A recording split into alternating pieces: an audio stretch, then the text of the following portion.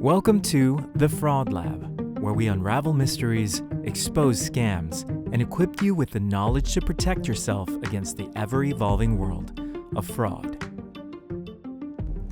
AI, a blessing or a curse? It has revolutionized many aspects of our lives, from self-driving cars to online avatars. But with great power comes great responsibility.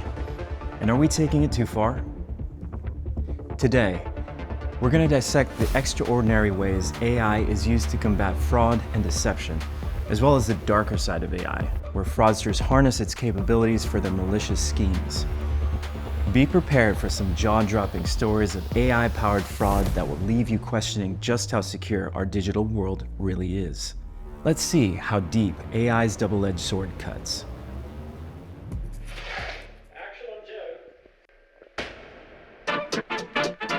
Meet the ancestor of AI. We used to call them computers, but they were more like electronic paperweights. They couldn't tell a cat from a hat, let alone drive a car. And then came the 70s.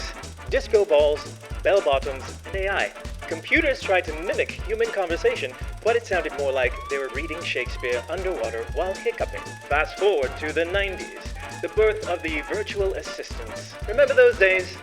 You'd ask a question, and they'd respond with something about the weather on Mars. But then, in the 21st century, something magical happened. AI became smarter and more sophisticated. It went from awkwardly telling jokes to driving cars, recognizing your face, and making recommendations that were strangely spot on. This, now, has more processing power than all the antique machines combined. AI is all around us, making our lives easier, but also... Let's just say we're keeping an eye on it at the Fraud Lab. Meet Olivier, the driving force behind Onfido's machine learning team. With a PhD from MIT and a track record spanning from Criteo to Thales Optronics, Olivier's experience in computer vision and deep learning is reshaping online identity verification. Could you help me with figuring out what AI's role is in the world of fraud? AI isn't about building a system that can act like humans with all their strengths and weaknesses. AI is about building systems that can be much faster and much more accurate than humans, using advanced mathematics and large pools of data. For example, in the case of fraud detection, it's about finding fraud in the financial world among the gigantic pool of data. And machine learning and artificial intelligence is able to spot fraud that humans wouldn't be able to. Okay, so it's about efficiency. But I've heard people speak about AGI. Can you expound a little on that? Yeah, AGI stands for Artificial General Intelligence. It is this notion, more of a dream today, of a single AI that could solve any problem in the world.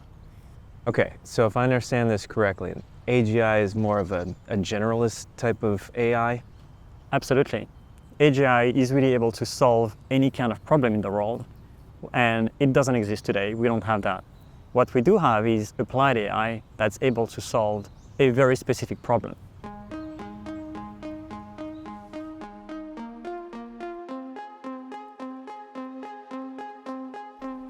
One of the leading experts in the field, Robin Howell, is preparing a simulation to show us firsthand how fraudsters leverage AI for identity theft and fraudulent attempts. In this demonstration, Joe, we're going to attack our systems using our two different tools. The first of our rendering systems is the more sophisticated. Here you can see an image that's an example of what it will produce. Everything in there is fake and synthetically made. The hands, the background, everything. It does an amazing job of creating the fake photo, the names, all the different personal information that needs to be relevant to it in order to pass the checks. The other AGI that we're going to be using is very new, and what it basically does is it breaks an image down into sound and learns through that, and then can create a whole batch from that. So we can give it the sound over time of a British driving license, and it will then go and create a batch for us. That's crazy. And here's an example of the sort of samples that it does create. You can see the quality is not as good as the other, but again, it comes up with the fake photograph, the personal information that all has to be relevant to it. So we're sending both of these through our system, and Olivier is then going to review the report and see how well they fared against us. Great. Well, let's go get Olivier. So what did you think about Robin's simulated attack? They're really good attacks, actually. We can see two types of them here.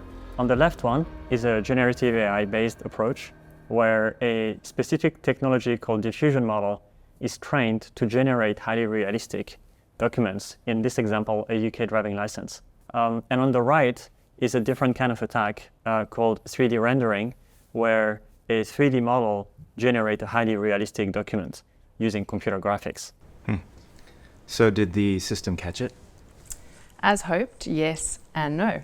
So if a fraudster had put these both through, we would have stopped them on the generative AI, and we expected this. It's still very new. As you can see through the mapping there, where it's red, it's absolutely failed in that section. So the security features, bottom of the photo, and as the colors change down, it's picked up on other glitches that it's assigning to fraud, which is what we'd want to see. And then over here with our more sophisticated model that's had many more years to train, we see it managed to pass through. So if fraudster put this through, they would have gotten straight through the checks, which is what we're aiming for. So it was a good attack then? Yeah. So what does something like this look like in the future? Well, in the future, we expect even more realistic generative AI attacks like the one on the left. As you can see on this one, the picture isn't quite perfect. The first and last name are not very realistic, and that's what the system was able to catch. But we expect this kind of attack to get better and better over time. As I think it's quite clear, AI testing is becoming a real game changer in the fight against fraud. And as Olivier knows well, we have to use everything from the full range of really basic embarrassing fraud through to really sophisticated examples to train our systems on, because we don't know what will be coming at our clients from fraudsters out there. So things like this, we are basically trying to stretch the scope as far as possible to get ahead of ourselves as far as we can. Well, lab rats, we've explored the dynamic landscape of AI's role in identity verification. Here are some key takeaways that I think are worth highlighting. AI has revolutionized the way businesses operate. It's no longer just about streamlining processes, it's about enhancing security and protecting us from fraudsters who are always ready to exploit vulnerabilities. And the development of AI must be guided by ethical principles, and bias mitigation, it's crucial. We need to ensure that AI serves all of humanity fairly and equitably. Remember, AI is not just a tool, it's a transformative force. It's reshaping industries and changing the way we live and work. See you next time on the Fraud Lab. For more episodes, subscribe below. And for more fraud content, sign up for our podcast and download our fraud report.